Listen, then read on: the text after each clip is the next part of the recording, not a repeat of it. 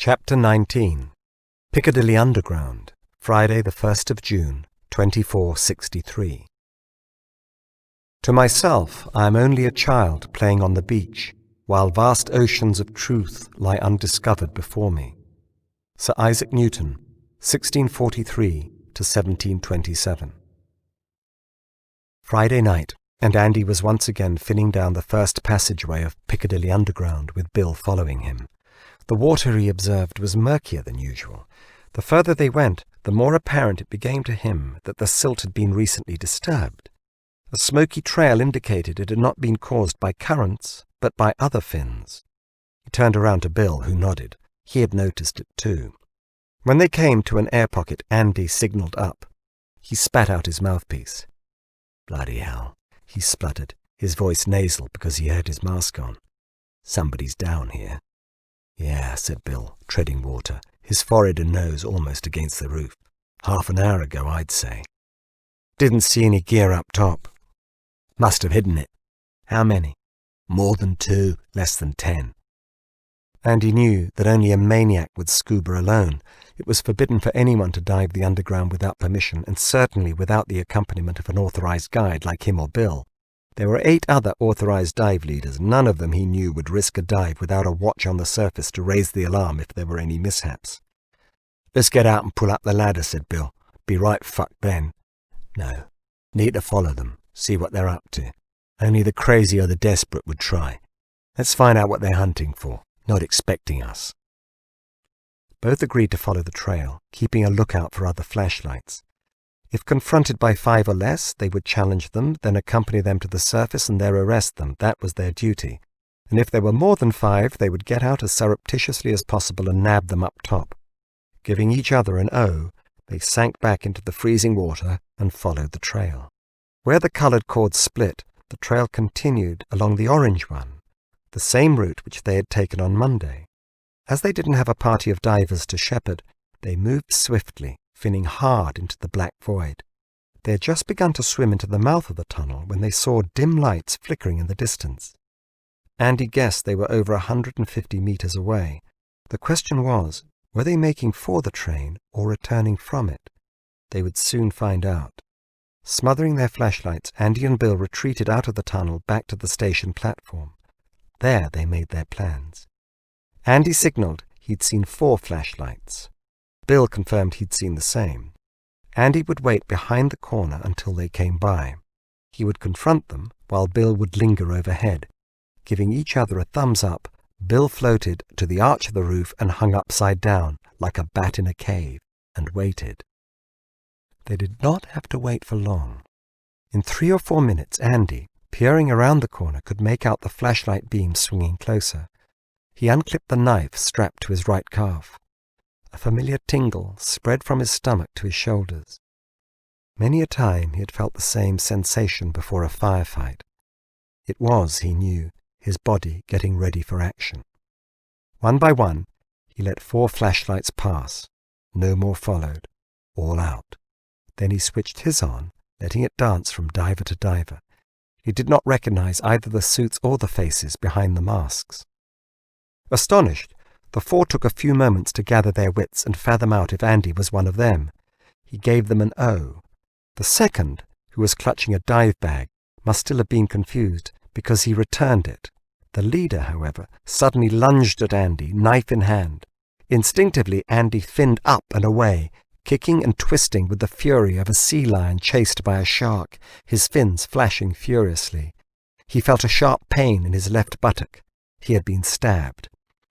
Simultaneously, Bill, like a crouching gargoyle, pounced out of the blackness onto the last diver, snapping off his mask. Seconds later, he caught up with the third, ripping his off as well and yanking out his mouthpiece with such violence that it broke off in his hand. Dropping it, he switched on his flashlight to see that he was just 2 body lengths behind the second diver, but catching up. The second, carrying the bag, turned his head and slowed to allow Bill to overtake him, reckoning that Bill was one of his companions. Bill finned up to him, shone his flashlight into his eyes, and in a couple of heartbeats had also ripped off his mask and jerked out his mouthpiece, twisting it around his neck. The man thrashed and fumbled, dropping his bag. Bill picked it up and finned into the cloud of silt towards one dull light. His whole attack had not lasted 20 seconds. As he approached, the light switched off.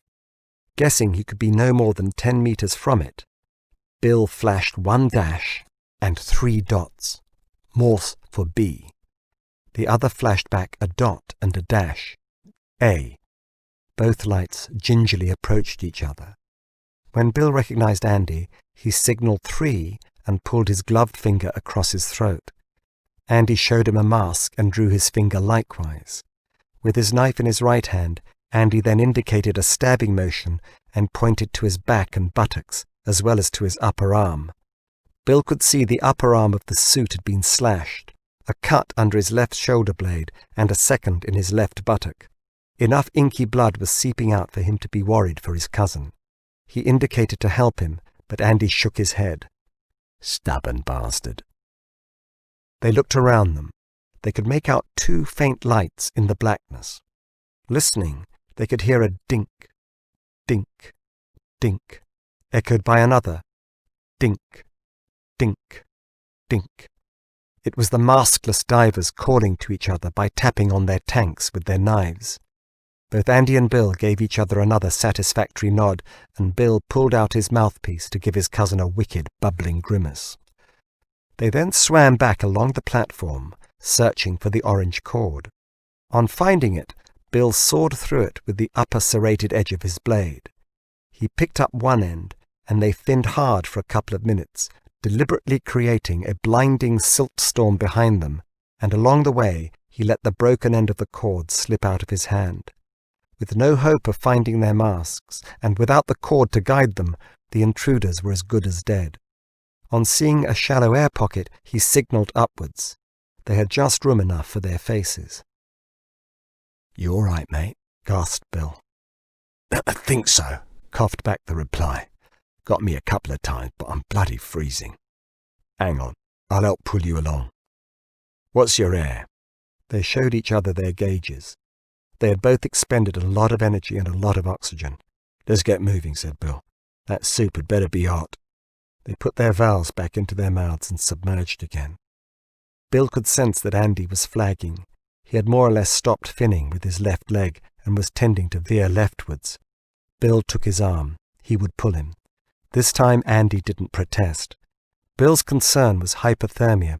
He knew that the water down here was a constant degree or 2 above freezing. He would also expend his air faster hauling Andy. If his air ran out, he'd have to share his cousin's, and there was the decompression time to add on as well. 45 minutes later, they emerged at the base of the escalator shafts. "Paddy! Paddy!" yelled Bill. "You there?" "Yeah." Paddy's face appeared over the top. "Need your help, mate. Andy's hurt." "Hurt? How bad?" "Needs your help getting up the ladder." "Bollocks, I'm okay," said Andy, but his voice was faint. "Just do as you're fucking well told for once." He was supporting Andy with one hand and gripping the bag and the ladder with the other. "Paddy, get your arse down here pronto and pick up the gear." Paddy scurried down the rope ladder, lantern in hand, while Bill unfastened Andy's tank and weight belt. "What happened?" he asked. "Tangled with some unfriendly buggers," growled Bill. "And Andy? What happened to Andy?" Some sod stuck him in the arse." Bill looked at his cousin, who was smiling wanly. "And you owe me a cold beer and a hot woman for saving it." "Put it on the tab," said Andy, adding, "Bastard." "Take these first." Bill struggled to pass Paddy Andy's tank, weight belt and fins. "Got 'em?" Paddy was now up to his waist in water, cursing, his teeth chattering as he loaded himself with the equipment. In 5 minutes he was down again to take up Bill's gear plus the bag. They treaded water while the sodden Paddy climbed up once more. "What's in the bag?" asked Andy. "Dunno," said Bill. "Took it off one of them. Have a butcher's up top. You hurt bad?" "Oh, aches a bit, but the cold numbs it. You did well to take those 3 on so fast. Like taking candy off kids. Perfect ambush. What happened with your guy?" Andy's teeth were also chattering. "He stabbed me. Then I think he somehow got hold of my fin or ankle. I turned around to kick him, but he sort of grabbed me, and that's when I think he got me in the back. Instinctively my hand went up and I grabbed his mask. He pushed himself away. That's when I took my chance, stabbed him in the neck. Paddy was now for the third time waist-deep in the water. "Let's get you out now. I'll carry him up," he said to Patrick. "You make sure you hang on to him in case I slip." Bill ducked under the water and came up with Andy on his shoulders. He found his footing on the ladder and heaved himself and Andy up. "Oh, you fat bugger," he wheezed. "Jeez." With grunts and oaths, the three clambered to the top. Although shorter than Andy, Bill was built like an ox, and 5 minutes later he was lying on his back at the top, panting, red spots floating before his eyes. Andy lay beside him. "Get his suit off and get him dry," he gasped in between breaths. "Doing it," Paddy replied. "Andy, you're going to need a new dive suit." Once Bill had recovered, he staggered to his feet. "Jesus, that bastard got you all right."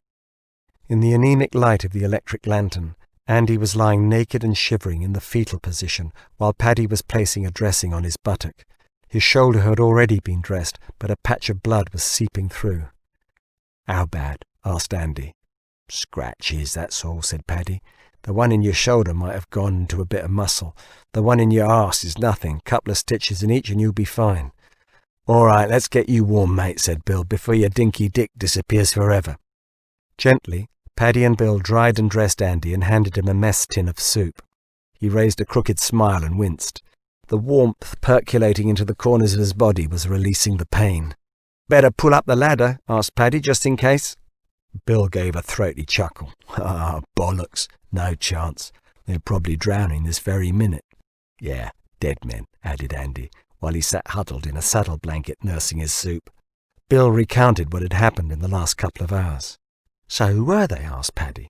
"Dunno," said Bill, drying off his broad back, tattooed with a crucifixion scene. "I don't think they were using any of our kit. They must have left the gear somewhere round here." Still naked, he picked up his flashlight and began to search in the most obvious places about the foyer. It didn't take long before he let out a howl of triumph and dragged out 3 bags hidden behind some timber which workmen had left. Bill dropped them beside Andy. "How you feeling now?" "Better for the suit. What have you got in there?" Bill and Paddy unclipped the bags and pulled out clothes, towels and shoes while Andy looked on. "Wow, these are good boots," said Bill.